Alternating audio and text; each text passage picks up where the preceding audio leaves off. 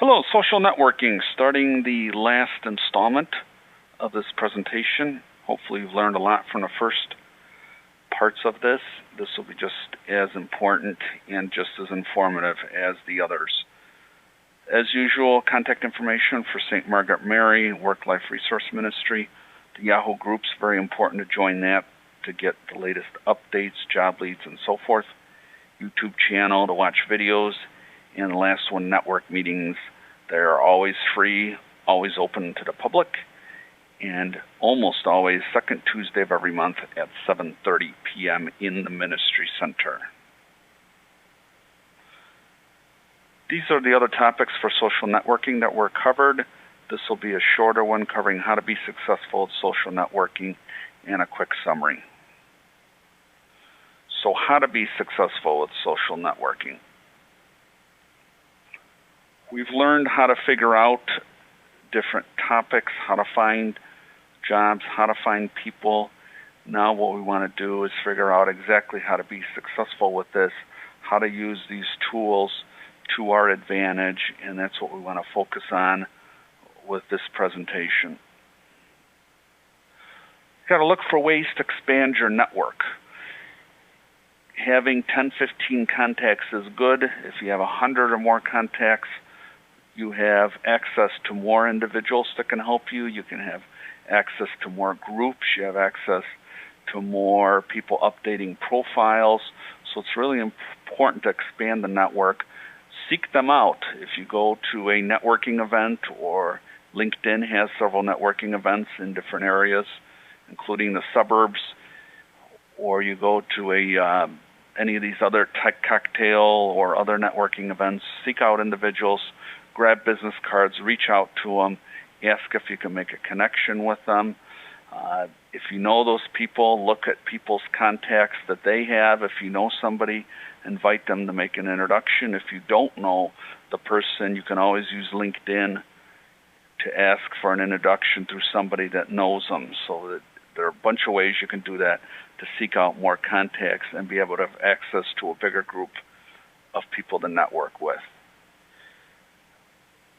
Important thing to be successful is you got to know what you want and what you can offer. Especially if you're looking for jobs, the human nature is that there's a stigma about asking for help. What you'll find out when you're doing networking is that it is human nature to want to help. People that approach you and ask for quick help, as long as they're not asking you to do 2 days worth of work or heavy labor or sweating out in the sunshine, if they're asking you, can you make an introduction? Or do you know anybody that could use my skills? 90% of the people out there are going to go out and help a stranger or somebody that's a semi-stranger if it's a simple task and doesn't involve a lot of work. If it involves doing an introduction or thinking for a few minutes, they're willing to do that. Before you go to these networking meetings or sessions to meet people, you really have to sit down and figure out, why am I going there? What can I offer people? And then prepare yourself to have fun. Again, you're not there to do 100 different tasks in an hour. Your goal should be go out there and just meet people and figure out what skills you have. When you go to these events, a lot of times you'll find skills you didn't know you had. That's perfectly fine. Everybody has talents, and you have to realize you have them.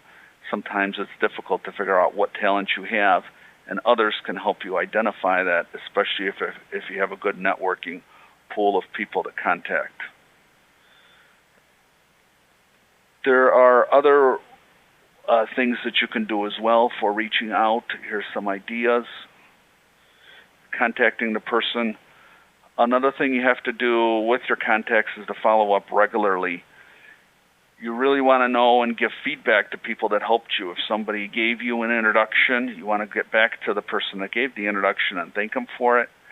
Do use clear, concise statements. Don't be dragging on. Just say, hey, thanks for the introduction. This led to so-and-so, or I really wasn't a fit with that.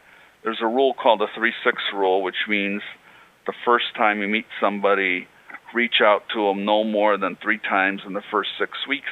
If the person wants to engage, they'll send more. Otherwise, they won't be reaching out to you. That's a sign that they don't see any common interest. And then maybe a couple months later, or even 6 months later or a year, they'll come back and maybe re-engage with you. And again, I find that works well in industry, the reaching out 3 times. Most people will be willing to help you out or give you advice a couple of times, even if all you're doing is asking them for help. One author on LinkedIn gave this presentation letter as an example, saying that this was a great way of effective follow-up. Very detailed email, but it is still short and concise, saying, hey, I went to this networking event. This is what I met. Here's the book that you got. Make it a point when you collect business cards to within a couple of weeks after attending the event to send out quick emails and identify what you remember about the person and why you wanted to make contact with them. Reverse networking, in the old days, it used to be just being nice to somebody. From the bottom, second last bullet item is pay it forward mentality. The idea is that rather than asking for things, you give things back to others without expecting anything back. Eventually, somebody will do the same thing for you, so it just makes good sense, especially if you're a Christian, to believe that you should be helping other people without looking for anything back in return. It does increase your inner circle of people. Some of the ways of doing it is you run into somebody in a networking session, you don't have any skills, but maybe you've got some ideas that you can help them. Do it for friends, peers, other contacts. They'll remember you for a long time after that. And you really want to align your interests with those people and backgrounds and help those people out. Answering group questions is another great idea, doing that on LinkedIn, reverse engineering. Craigslist mentions how to get a good job, and these obviously could apply for LinkedIn and other ways as well. Doing a good cover letter, don't overdo it, don't do long letters if you're doing on LinkedIn. It limits you to a character count. One that I hadn't thought of was cover letters. If you include them as attachments, especially a Word document, most people won't bother to open it, so you want to make sure that your cover letter has a portion of your resume in it, so it makes it easy for the recruiter to read it. Most importantly, put a title or subject that mentions what job opening you are applying for. Some advanced tips for LinkedIn. Telling others how you're going to improve your profile. It gives a unique business story. Doing 3 advanced searches to see if you can find yourself. That'll help out. Other areas you can do SlideShare or BoxNet are areas where you can add in presentations and give things out to others that may be looking for expertise. That gives you credibility. That's an important area of LinkedIn, is showing that you are credible. Being involved in different industries, that's a great way to show that you are an expert in a particular area. Adding keywords to your titles, attending training. Hey, you're doing that by watching these videos. Asking for connections. I typically go through spells where I'll do 3 to 4 connections a day. Other times I'll do 3 to 4 a week. Things to be careful about as you're doing this networking is public information. Make sure you don't post anything embarrassing. There's people that have been fired or let go because they posted confidential information about their company. That's wrong. Facebook is a very easy way for people to post embarrassing things about you. It's hard to control their content they're going to put on there. Be truthful. Make sure you identify exactly what your job titles were.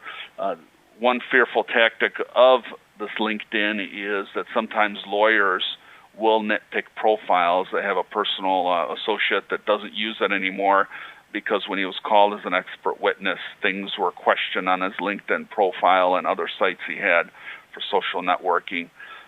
Careful the questions you answer. Even if a person is not in your group, they may have visibility to what you answered. So if you are answering hardcore political questions, be aware of that. If your LinkedIn contacts are customers and others, they have access to it. Scams, make sure you're not giving money up front to most people. And a quick summary now. Social networking is becoming essential for the way to do business, for finding out leads about companies. Remember to always give something back. That's just good common sense. It should be fun, not be a burden. It never should replace conventional networking. It should augment it. As usual, if there's any questions, feel free to let me know or attend a networking session. St. Margaret Mary Work-Life Resource Ministry thanks you for watching this and will be glad to help you out.